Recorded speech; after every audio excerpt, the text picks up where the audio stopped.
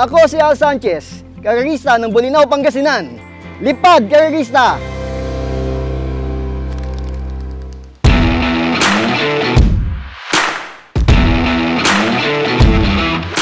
Nagsimula ako sa maliit na loft lang talaga, yung a few couple of pairs.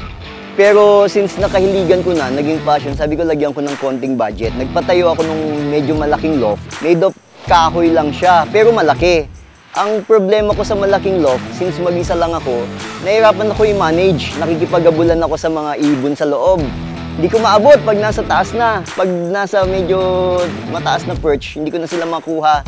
So, since nakikita ko yung mga loft ng Taiwan, yung mga Taiwan Pigeon Racing, although malalaki sila, nakita ko yung style ng loft nila, dun ko pinagaya on a smaller version yung bago kong loft, itong loft ko dito. Inspired siya ng mga loft sa Taiwan. At the same time, nakikita ko yung ibang mga loft sa YouTube. Sabi ko, why not i-combine ko yung mga magagandang nakikita ko on a smaller scale. Eto, since ang loft ko nasa tabing dagat dahil nasa resort kami, yun nga, yung challenge sa akin yung daanan ng tao pag may pauwi ka, maraming nag-uusisa. Tapos, pag malakas ang ulan, nahihirapan ako magpa-uwi. Yung diving, yung pagpunta ng ibon sa landing board, pag malakas ang hangin, nakakailang ikot, talagang nagbabawas sila ng speed na sasayang. So sabi ko, itataas ko to.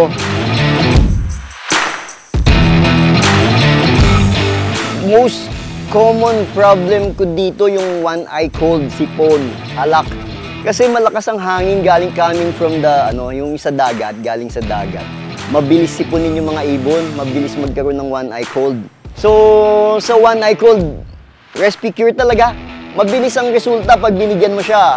After a while, makikita mo talagang yung one-eye cold nawawala eh. Etong loft na to, simula nung tinayo ko, tinaas ko.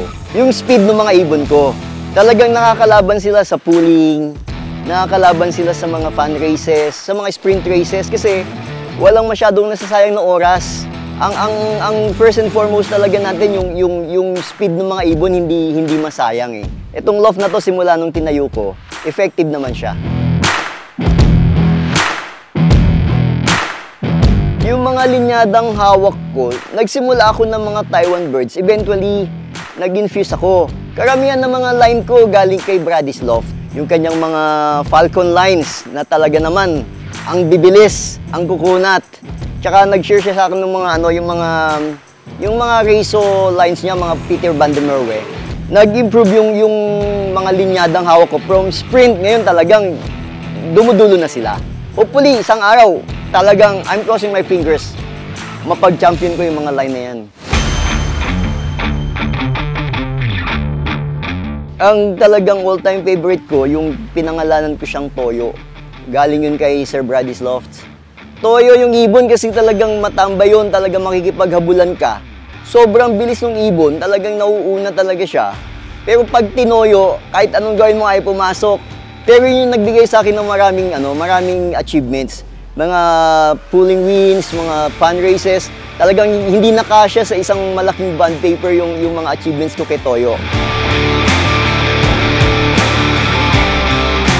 Ang daily routine ko dyan since nasa karera na tayo, pagdating ng ibon, Sunday, pinapahinga kong konti, tapos nire-recover ko using yung honey aid talaga.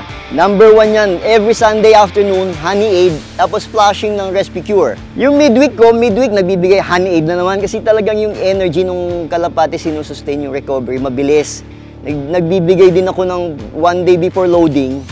Nagbibigay ako ng Super B12. Baon yun kasi minsan yung mga kalapate, pag nagsusuka sa transpo, at least kung nabigyan ko sila ng Super B12, magsuka man sila or hindi man sila makakain ng ilang araw, may baon sila. Future plan, syempre, number 1, lakihan ko pa yung loft ko. Improve yung stocks. Pero ang talagang main objective ko, maka-overall, syempre, makapag-champion sa malaking club, kagaya ng Alpha. Yun talaga, lahat ng mga idols, yun talaga i-aspire ko, sooner or later. Pangangalapati kasi nakakatanggal ng stress. Ang talagang pang chill out ko, kalapate. Pagkatapos ng hard day's work, pagkatapos ng mga stressing situations, papasok ako sa kalapate ko, hipuin ko yung mga kalapate ko. Makita ko lang sila na maganda yung kondisyon, nakakatanggal ng stress. Tapos pagka yung nakikita ko silang lumilipad, alam mo yung freedom. Sa pag lumilipad yung mga alaga kong kalapate, may freedom sila, nakakapunta sila wherever they want, they can soar high. Pero kahit na yung kalapati mo, gaano man kalayo ang marating, babalik at babalik sila sa'yo because meron silang loyalty sa'yo. Malaking bagay sa akin yun. Sa mga kagaya kong mga medyo baguhan pa lang, ang sinasabi ko, huwag kayong madadala. Lalo na kung yung mga pinapanalunan ng ibon nyo for sprints lang. Sabi nila, sprint lang yan, madali lang yan, mga pulling lang yan. Nevertheless, however small, achievement pa rin yan na pwede nating ipagmalaki. Sprint tayo ngayon, pero darating tayo sa long distance. Nagsisimula lahat sa isang hakbang. Papunta tayo doon. Maraming salamat mga kapwa karerista sa pagsama sa akin. Sana naging inspirasyon ako sa inyo at marami kayong natutunan mula sa pagkakalapati ko. Hanggang sa muli, mula sa FI Rapid Hub, the fancier's choice.